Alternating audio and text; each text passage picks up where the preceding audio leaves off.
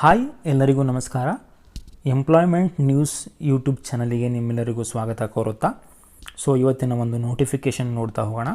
ನೀವು ಮೊದಲನೇ ಸಾರಿ ನಮ್ಮ ಯೂಟ್ಯೂಬ್ ಚಾನಲ್ ನೋಡ್ತಾ ಇದ್ದರೆ ದಯವಿಟ್ಟು ಸಬ್ಸ್ಕ್ರೈಬ್ ಮಾಡ್ಕೊಳ್ಳಿ. ನಮ್ಮ ಕಂಟೆಂಟ್ ನಿಮ್ಗೆ ಇಷ್ಟ ಆದರೆ ಒಂದು ಲೈಕ್ ಕೂಡ ಕೊಡಿ. ಕೆಲಸ ಅರಸುತ್ತಿರುವಂಥವರಿಗೆ ಒಳ್ಳೆಯದಾಗಲಿ ಅನ್ನೋ ಒಂದು ಉದ್ದೇಶದಿಂದ ಅವರಿಗೆ ಈ ವಿಡಿಯೋನ ಶೇರ್ ಕೂಡ ಮಾಡಿ. ಇದು mainly education committee HAL education committee ಅವರು ಕಾಲ್ ಫಾರ್ ಮಾಡಿರೋವಂಥ ಒಂದು ನೋಟಿಫಿಕೇಷನ್. ಇದು ಟೀಚರ್ ಪೋಸ್ಟ್ ಆಗಿರುತ್ತೆ. ಯಾವ್ಯಾವ ಪೋಸ್ಟ್ ಇದೆ ಏನೇನು ಅಂತ ಎಲ್ಲ ನೋಡ್ಕೊಂಡು ಹೋಗೋಣ. HAL education committee HAL facility management division building Vimanapura post Bengaluru. ಇಲ್ಲಿ ಪೋಸ್ಟ್ನ ಕರೆದಿರ್ತಾರೆ. ಇದರಲ್ಲಿ ನೀವು ನೋಡ್ಬೋದು ಏನು ಟೀಚಿಂಗ್ ಮಾಡಬೇಕಪ್ಪ ನೀವು. HAL ಸ್ಕೂಲ್ಸ್ ಇದೆ, ಅದರಲ್ಲಿ CBSE ಮತ್ತು ICSE syllabus for the year of 22 to 23ಗೆ ವೇಕೆನ್ಸೀಸ್ ಕರೆದಿರ್ತಾರೆ. ಮೊದಲನೇದಾಗಿ ಕನ್ನಡ ಟೀಚರ್. ಇದಕ್ಕೇನಾಗಿರಬೇಕು, graduate in Kannada has one of the main subject in all 3 years and B.Ed with Kannada as one of the teaching methods. ನೀವು ಒಂದು graduate ಮಾಡಿರಬೇಕು ಕನ್ನಡನ main subject ತೊಗೊಂಡು. ಅದಾದ ನಂತರ ಕನ್ನಡದಲ್ಲಿ B.Ed ಆಗಿರಬೇಕು. Second one is Hindi TGT 1. Graduate in or with Hindi as one of the main subject. ನೀವು ಗ್ರ್ಯಾಜುಯೇಷನ್ ಕಂಪ್ಲೀಟ್ ಮಾಡಿರಬೇಕು, ಅದರಲ್ಲಿ Hindi one of the main subject ಆಗಿರಬೇಕು. ಗ್ರ್ಯಾಜುಯೇಟ್ ಕಂಪ್ಲೀಟ್ ಮಾಡಿರಬೇಕು, ಹಿಂದಿ ಒಂದು ಮೇನ್ ಸಬ್ಜೆಕ್ಟ್ ಆಗಿರಬೇಕು.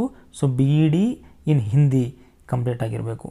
B.Ed ವಿತ್ ಹಿಂದಿ ಕಂಪ್ಲೀಟ್ ಆಗಿರಬೇಕು. Next post English TGT 3 PRT grade 1 post call ಆಗಿದೆ.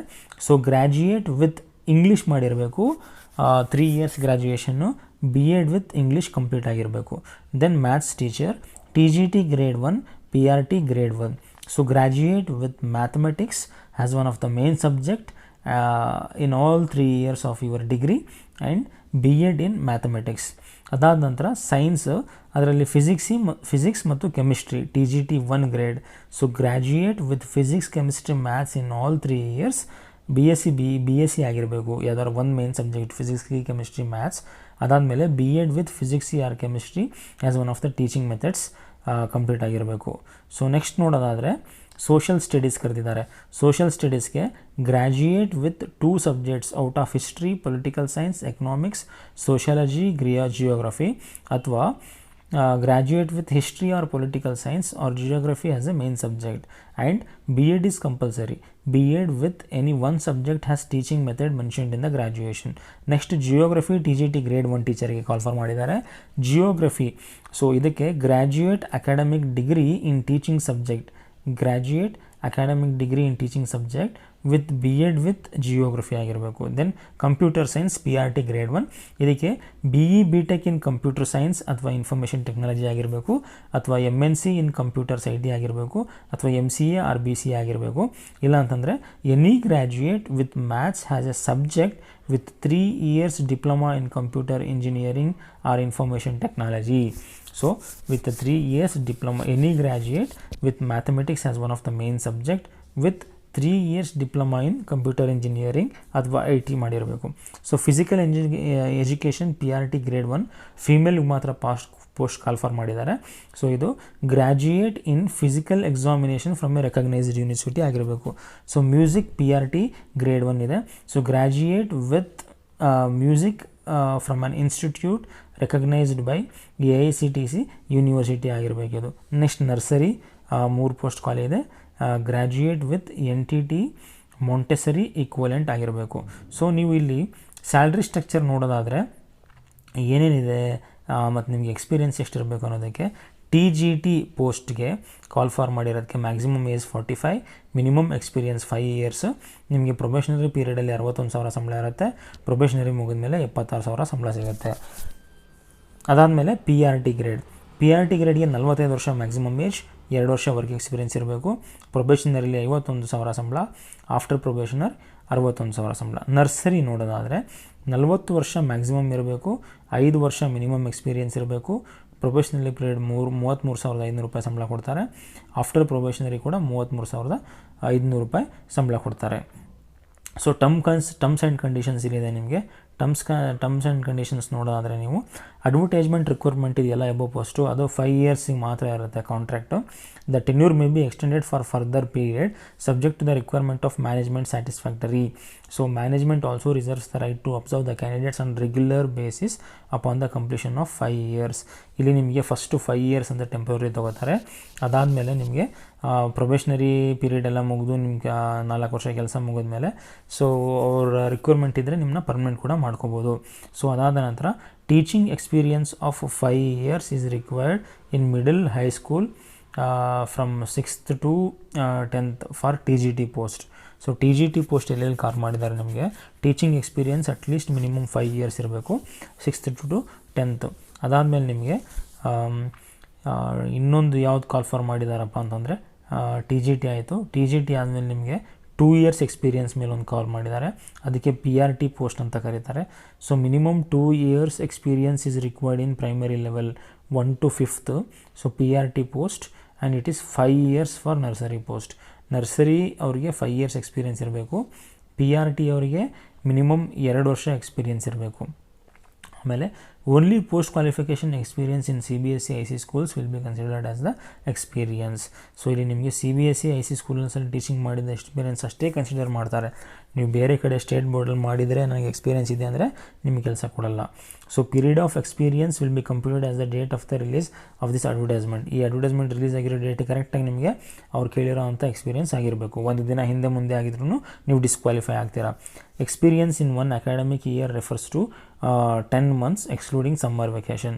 ಸಮ್ಮರ್ ವೆಕೇಷನ್ ಬಿಟ್ಟು 10 ತಿಂಗಳು ನಿಮಗೆ 1 ವರ್ಷ ಡ್ಯೂಟಿ ಕನ್ಸಿಡರ್ ಮಾಡ್ತಾರೆ ಇವರು.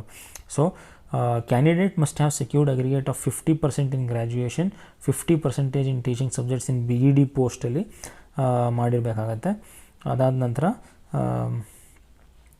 whenever the candidate have obtained the grades in place of marks, candidate have to convert the grades. ನೀವು ಗ್ರೇಡಲ್ಲಿ ಮಾರ್ಕ್ಸ್ ಇದ್ದರೆ ಆ ಗ್ರೇಡ್ನ ನೀವು ಫಾರ್ಮುಲಾ ಯೂಸ್ ಮಾಡಿಕೊಂಡು ಕನ್ವರ್ಟ್ ಮಾಡಿ ಸರ್ಟಿಫಿಕೇಟ್ನ ಪ್ರೊಡ್ಯೂಸ್ ಮಾಡಬೇಕಾಗತ್ತೆ ಅವ್ರಿಗೆ. ಸೊ ಮಾರ್ಕ್ಸ್ ಇದ್ದರೆ grade in place of marks ಅದನ್ನ ಮಾರ್ಕ್ಸಿಗೆ ಕನ್ವರ್ಟ್ ಮಾಡಿ ನೀವು ಪರ್ಸೆಂಟೇಜ್ ಹೇಳಬೇಕಾಗತ್ತೆ ಅವ್ರಿಗೆ ಗ್ರೇಡ್ ಇರೋದನ್ನು. So integrated course offered by the institute regionals would be equated with graduation, diploma education. Our candidate should be a candidate with the subject in all the years of the post applied for. So ಇದನ್ನು ಅಷ್ಟು ಬರೋದಿಲ್ಲ ನಿಮಗೆ. Selection will be done through the return test ಇರುತ್ತೆ, demo ಇರುತ್ತೆ, interview ಇರುತ್ತೆ. So ಯಾವುದೇ ಪೋಸ್ಟಿಗೆ apply ಮಾಡಿ ನೀವು ಇದಿಷ್ಟು ನಿಮಗೆ ಖಡಾಖಂಡಿತವಾಗಿ ಇದೇ ಇರುತ್ತೆ. ಸೊ ದ ಡೇಟು ಟೈಮು ಮತ್ತು venue, date time venue for the demo interview examination for the short listed candidates ಟೆಲಿಫೋನಿಗೆ ಫೋನ್ ಮಾಡಿ ಹೇಳ್ತಾರೆ, ಇಲ್ಲ ಇಮೇಲಲ್ಲಿ ಮುಖಾಂತರ ತಿಳಿಸ್ತಾರೆ ನಿಮಗೆ. ಇಂಟರ್ನಲ್ ಕ್ಯಾಂಡಿಡೇಟ್ಸ್ ಏನಿದಾರಲ್ಲ HAL ಸ್ಕೂಲ್ಸಲ್ಲಿ ಅವರು ಕೂಡ eligible to apply subject to the meeting eligibility criteria. Internal HAL ಸ್ಕೂಲ್ಸಲ್ಲಿ ಇವಾಗ ಆಲ್ರೆಡಿ ಕೆಲಸ ಮಾಡ್ತಿರೋರು ಈ ಪೋಸ್ಟ್ ಕೂಡ ಅಪ್ಲೈ ಮಾಡ್ಬೋದು. ಸೊ ಇದನ್ನ ನೀವು ಹೆಂಗೆ ಅಪ್ಲೈ ಮಾಡ್ತೀರಪ್ಪ ಅಂತಂದರೆ career.hal.ec.co.in ಇಲ್ಲಿ ಹೋಗಿ ಈ ವೆಬ್ಸೈಟಲ್ಲಿ ನೀವು ಅಪ್ಲೈ ಮಾಡಬೇಕಾಗತ್ತೆ. 250 ರೂಪಾಯಿ ನಿಮಗೆ ಫೀಸ್ ಇದೆ.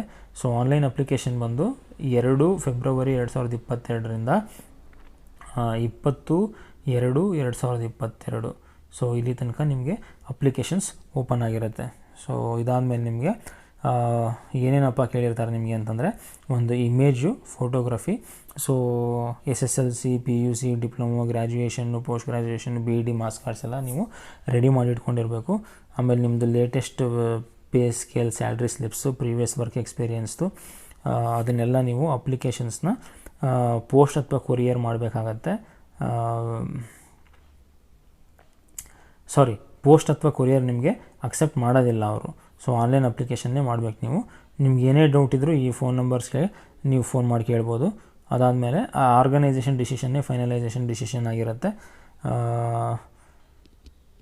ಸೊ HAL ಎಜುಕೇಷನ್ ಕಮ್ಯುನಿಟಿ ಏನು ಡಿಸಿಷನ್ ತಗೋತಾರೆ ಅದೇ ಫೈನಲ್ ಡಿಸಿಷನ್. ಸೊ ಟೀಚಿಂಗ್ ಮಾಡುವಂತಹ ಅಭ್ಯರ್ಥಿಗಳಿಗೆ, ಟೀಚಿಂಗ್ ಎಕ್ಸ್ಪೀರಿಯನ್ಸ್ ಉಳ್ಳಂತಹ ಅಭ್ಯರ್ಥಿಗಳಿಗೆ BSc, B.Ed, MSc, B.Ed ಮತ್ತು BCA MCA BE in computer science BE in information technology ಮಾಡಿರೋರಿಗೆ ಇದು ಒಂದೇ ಒಳ್ಳೆ